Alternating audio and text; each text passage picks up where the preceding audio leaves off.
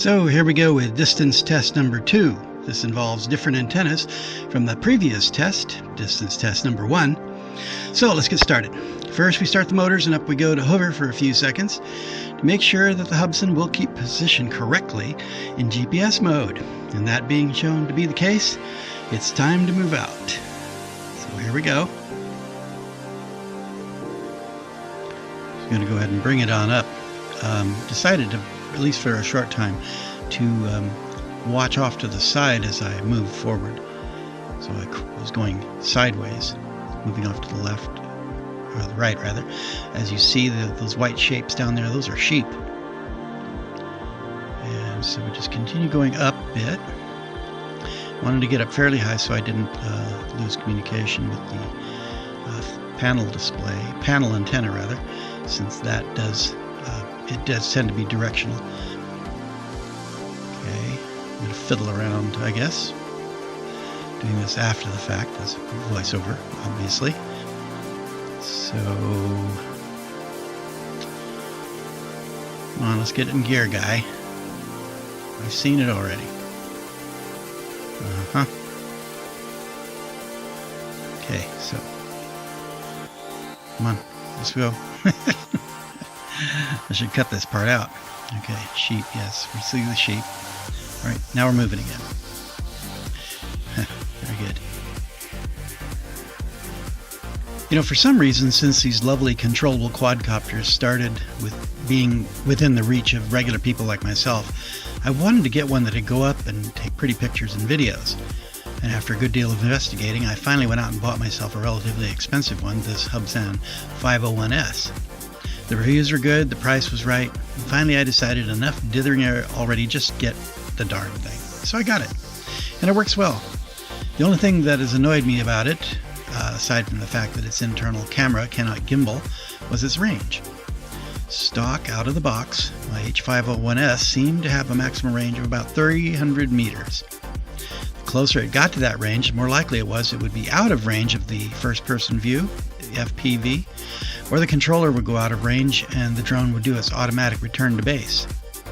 It's a good thing that it does the RTH thing, of course. If you can't control it because it's too far away, clearly you can't tell it to come home, so it's a good feature, otherwise you'd be lost. But I wanted more range, because some of the things I want to video or photograph cannot be approached easily from right next to them. So, following an instructional video on Dustin Dunniel's YouTube channel, link in the description, and purchasing an appropriate antenna and hardware set, I performed an upgrade. If you check out Dustin's video, you'll see what he attached as an FPV and controller antennas. As you can see, I'm moving right along here. Seems kind of slow because we're probably close to 300 feet off the ground at this point. So anyway, I actually got an FTB antenna similar to the one that Dustin used, but also bought another one separately that looked more sophisticated and used it instead on test number 1. Well, clearly sophisticated looks are only worth their results. I got only 700 meters range on it, but that was actually okay because the stubby antenna came with the original set I bought. Only got 700 meters as well. The video from that test over the same track, as you see on the screen, by the way, is also on my channel. It's distance flight test number 1, as I mentioned.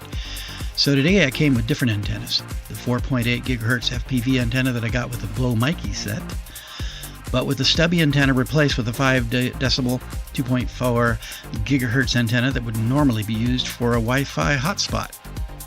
Now you're probably wondering why the drone is obviously hovering at this point, doing absolutely nothing.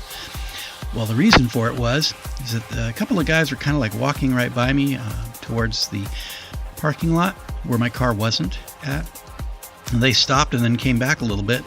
This was after I heard glass breaking in a car window, obviously.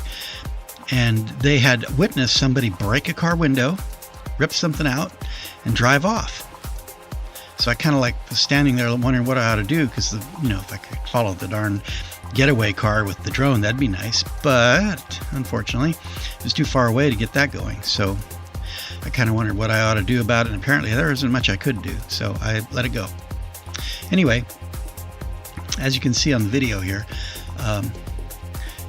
we've actually passed pretty close past the point where I had to turn back because I lost signal on the last test. We're just keeping on going. If you're wondering what on the video that white broad road or pathway is, that's not an actual road. The road is the hardpan down below that I'm following. The white there is actually the underlying chalk layers of the South Downs. That's the white chalk that makes up the cliffs of Dover and so on. Anyway, the reason that chalk is exposed is because they dug a long pit, I guess, and put a trench in it, and that is for power cables coming from the what's those things with the windmills? Those power windmills out in the ocean that they put out there, about 100 of them. So they haven't yet covered them over with dirt, but they're getting ready to. Some dirt's already in place. Eventually the white will go away because it'll be covered by regular dirt and will become part of the regular landscape. Anyway, we're moving right along. We're actually past a kilometer at this point, which is pretty darn good for that small controller and this unsophisticated but perfectly adequate drone. Coming up on it. Now, the reason I only got about 11 or 1200 meters out of this is not because I ran out of communication on the antennas. It was because I was running out of battery. Now, that 1 or 2 minute hovering that I did while the car break-in was going on, or just after it had happened, that was probably I probably would have gotten farther if I hadn't sat around doing that, dithering. But still, you know, a kilometer is pretty darn good. So eventually I decided to go ahead and, okay, that was far enough, and headed on home before it ran out of juice and crashed on the ground. So we're finished. Go up, take a picture, and then we'll be over. Great fun.